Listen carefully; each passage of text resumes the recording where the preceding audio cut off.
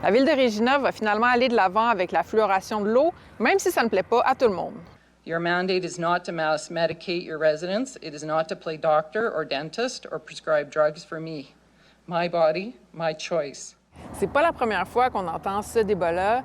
Il y a environ 6 mois, la décision d'arrêter la fluoration de l'eau dans l'ouest de Montréal a aussi causé des remous.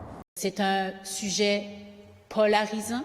En 2007 et 2022, la fluoration était légèrement en baisse au Canada.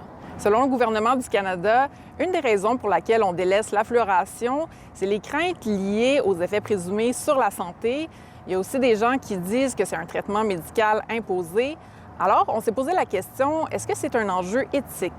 Si on écoute les experts sur ces questions-là, ben, ils vont nous dire les évidences scientifiques démontrent que c'est un bon moyen de prévention, notamment de la carie et autres maux. Et à ce moment-là, ben, on va voir qu'il y a une dimension éthique de dire ben, est-ce qu'effectivement on va de l'avant avec telle mesure de santé publique pour prévenir certains torts qui pourraient advenir à des groupes de personnes. La santé publique, puisqu'elle s'adresse à des groupes de personnes, ben, peut au passage approcher, si je peux dire, les libertés de certaines personnes au bénéfice du groupe. Toujours selon le gouvernement, une des raisons pour lesquelles on délaisse le fluorure, c'est les défis techniques et financiers. C'est souvent difficile de déjà arriver à maintenir l'usine d'eau potable. Fait que de rajouter quelque chose qui a un bénéfice, mais qui n'est pas un requis absolu, souvent, c'est comme le coût qu'on veut couper, là.